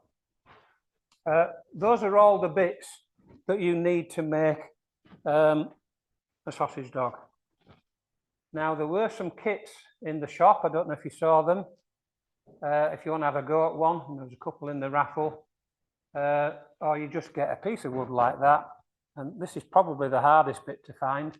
If you haven't got any black wood, get some ebonizing spray or some paint and just paint it. If you don't like doing things this small, you could just pyrograph two little burnt eyes in. Piano keys. Oh yeah, an old piano will be probably real ivory. Yeah. But then you have to find an old piano. All right. Well, if you've got any, Keith, we can always use bits of ivory. Okay, so that's a dog. I'm going to just show you a couple of bits about the robins. But I won't have time to make all of them. So this was actually based upon a couple of years ago. I started making these little round Christmas puddings. So this is a bit of a bigger Christmas pudding with a bump on top. And it's essentially just turning a sphere. And just to be annoying, I've got to now get rid of this. So it's going to take me another 2.5 minutes. So I'll keep talking while I'm doing it. I need to take that out as well. So as I say, I know it might look a bit tiresome here, but if you were doing this in your workshop and you were trying to make some for Christmas presents or for a sale, you'd do all the I's, dot all the I's, and then dot all the T's. You'd do all the feet. You'd do half a dozen bodies. So you wouldn't be changing these jaws regularly. You'd change them 3 times. Wide, middle, and small. So it's not as bad as it looks.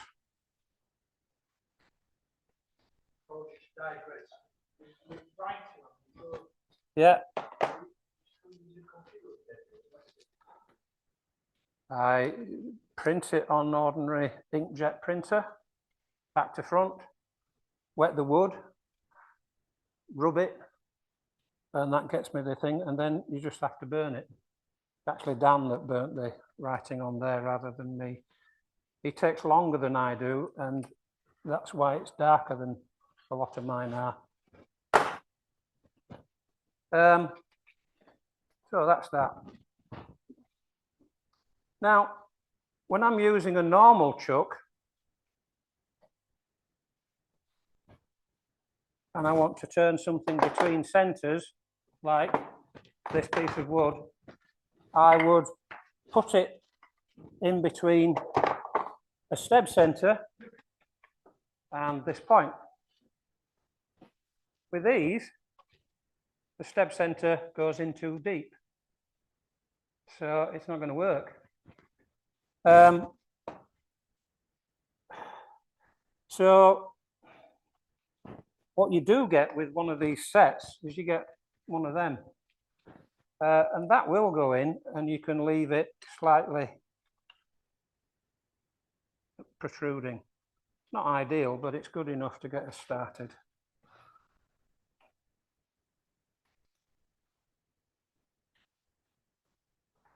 That's what I could do, is just unscrew that and screw that on, and that takes about 30 seconds.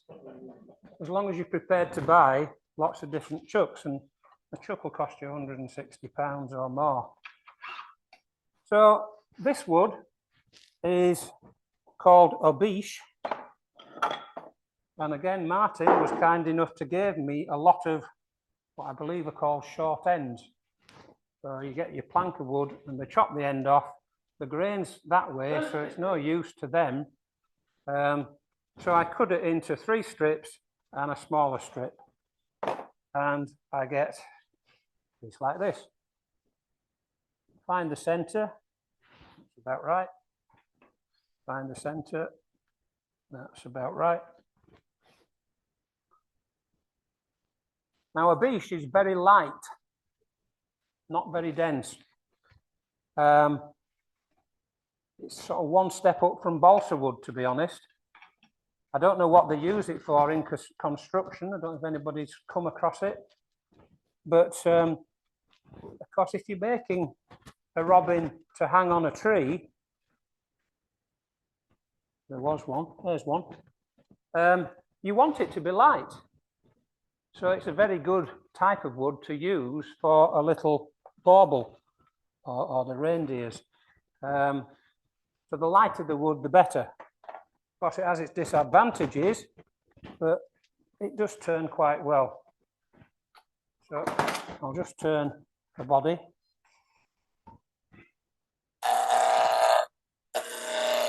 Like turning butter. I've never turned butter, so I don't know what it is.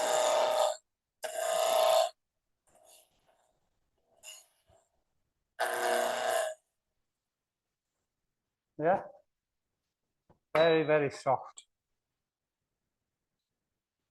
So the reason I had to put the 4-prong drive in is because this is to, Mickey was asking me about whether all jaws can take square wood. Well, yes, they can, as long as the square matches the jaws, and this is a little bit too big. So I need to take this off. And then I need to put a chucking point on.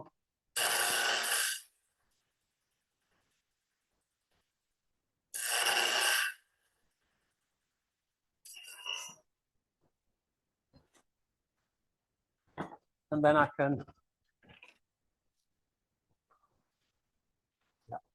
then I should be able to hold it in the jaws.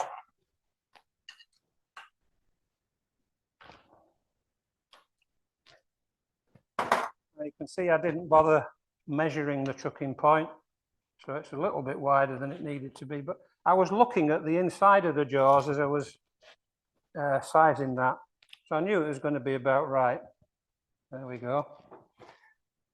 So now I don't need the tailstock, so I can get rid of the quite large pimple. That tends to go in quite a long way with Obiche.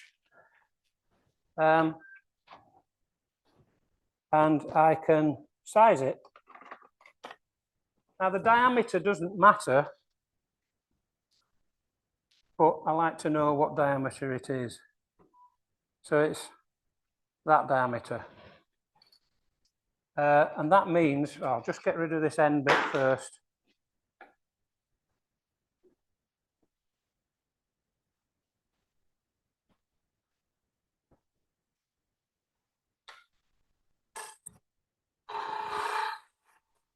So I'm doing a pull cut here because it's safer,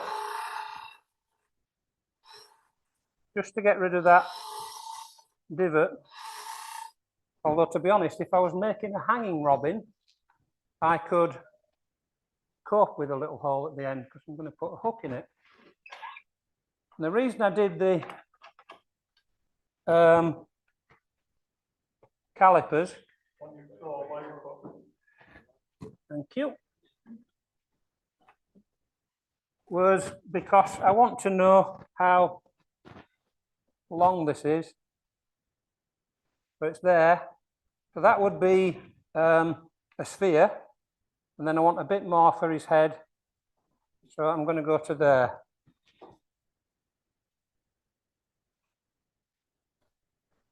And then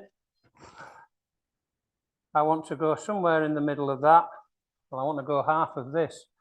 So that's when I do need to measure. It's 52. Half of 52 is 26.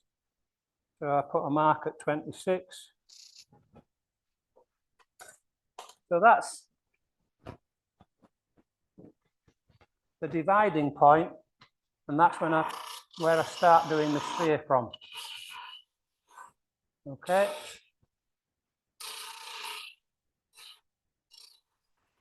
And the other way, let's do 26 the other way as well. 26 is there. I need to take a bit off for his head. Very, very easy to turn.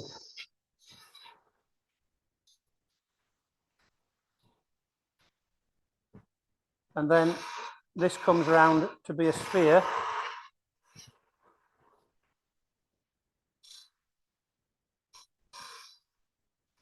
I think I've talked before about making spheres and using gauges and templates. This is a robin, for heaven's sake. And robins change the shape depending how cold it is.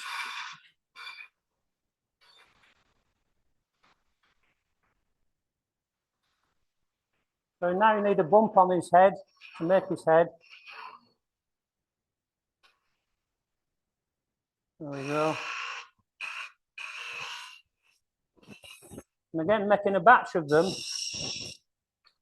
you look at this and you think, well, that should be a bit more or a bit less, and you keep going until you're happy with what you've got. And then this side,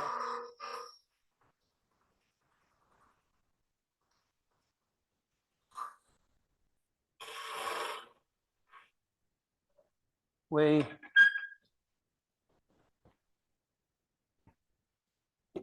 don't need to go down to a perfect sphere because it needs a little flat bit to stand on.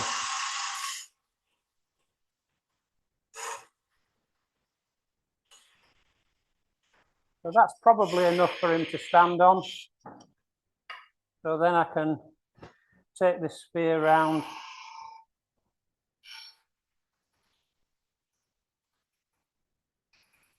Take the centre line out. Now this stuff is brilliant for sanding. You can almost make the shape with sandpaper if you can find the sandpaper that you want. There we go. No, that's 320. There we go, that's better. So you can really refine the shape with the paper because it's so soft is this wood. Okay, but I'm not going to do that to perfection. But even now you can see in that 10 seconds, you're getting a nice finish. So even though it's soft wood, it's a hard wood, but it's very light. And then you would part it off. I don't need to bother with that little marking knife here. I can just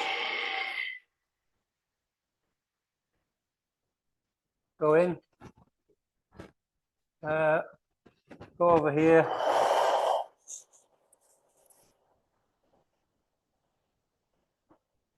So it stand up. You then, two eyes are the same as the dog's eyes. somewhere around here. And you need a beak,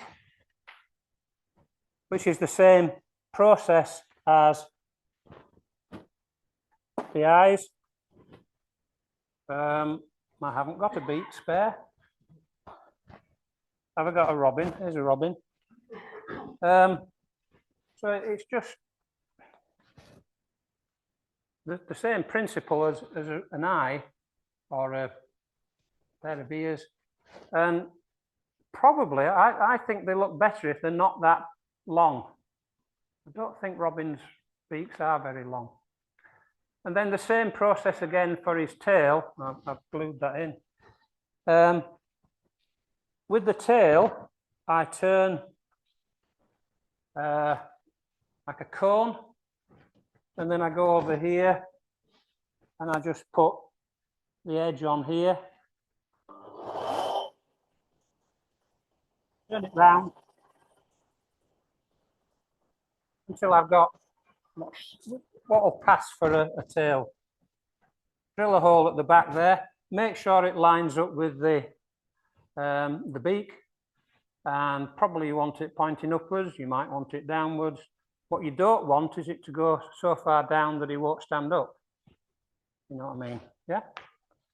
And then you need to do his red breast. Now, here's one that I did with spirit stain.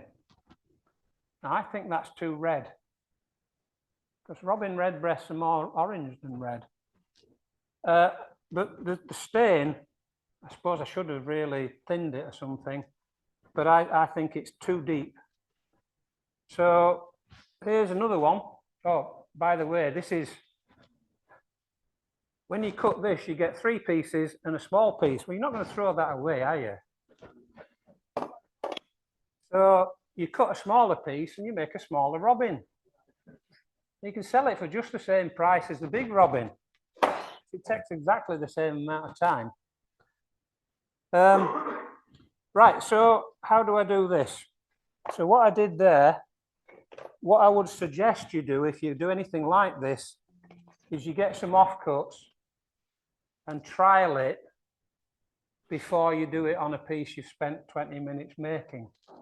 So this is the same wood, it's a slice of it. I've sanded it, and what I've done with this is I've used these pencils. These are called Inktense pencils, and they're watercolor pencils. Oops, probably broken his beak. So that's. I set them up for you, don't I? So all I'm doing is scribbling on here, and then because it's watercolor pencil, you can get a bit of water and a brush,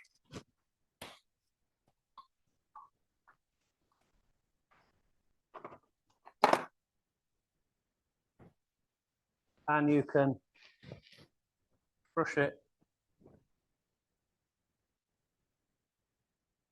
And if you don't brush it much, you get fainter, and if you brush it a bit more. But what it does do is it gets rid of the crane effect.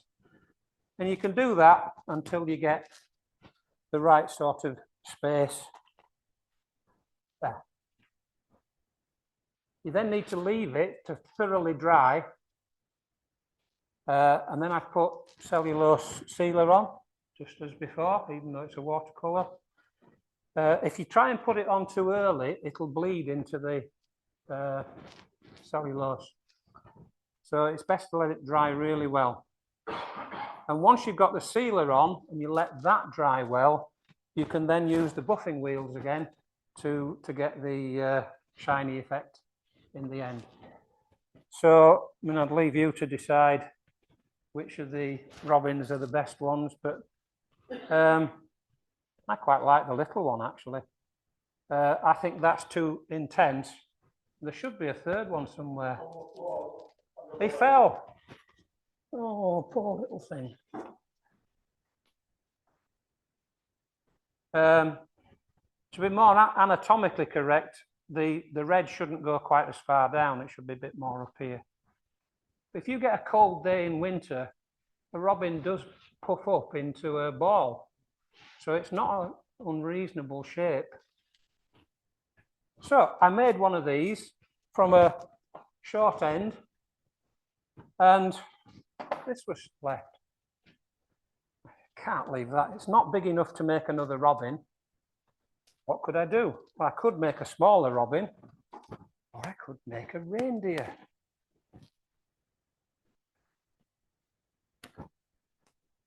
So that fits nicely in there. So a reindeer is just more of a sort of plum shape. Two eyes the same. The nose is like the legs, but with the back cut off. I've actually stained it red. Rudolph, the red nose.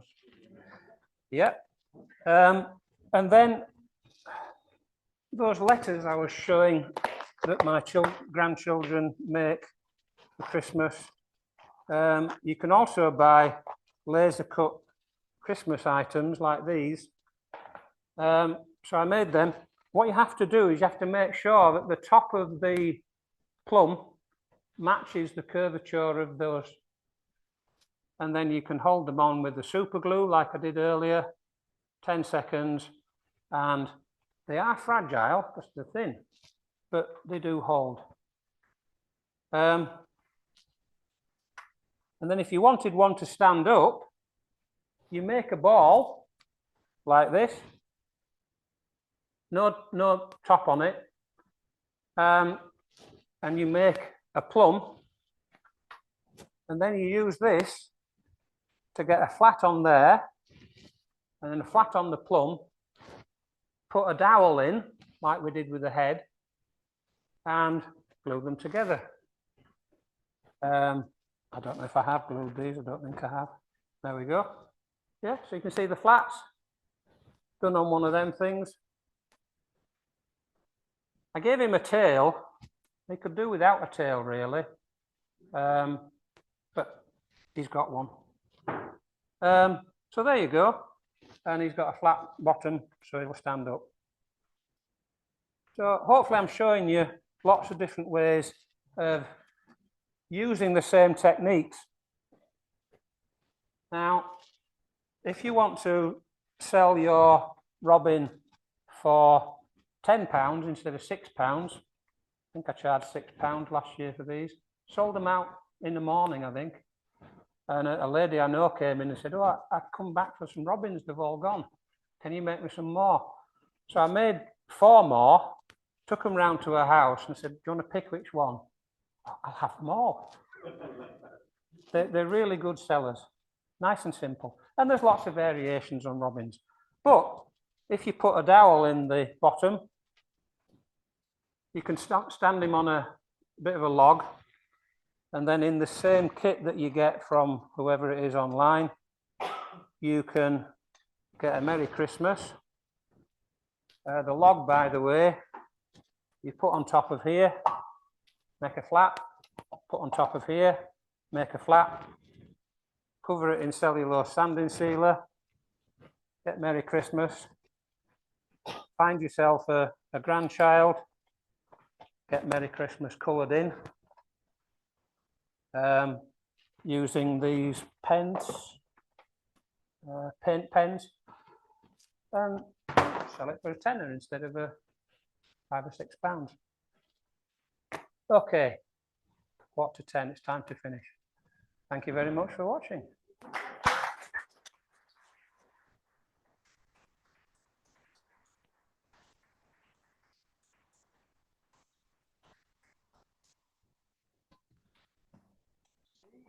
Always, you're full of ideas and shortcuts and making things simple.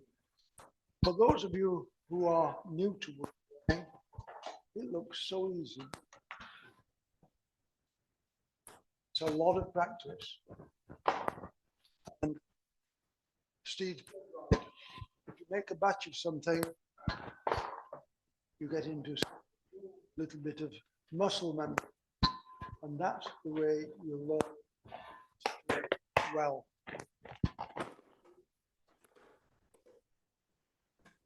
I tend to make big things as opposed to you making little things, but I do occasionally sort of listen to your things. And I think the last demonstration was the one before you made a mouse. Yeah. In 30 odd years of turning, I've never made a mouse until after that. So thank you.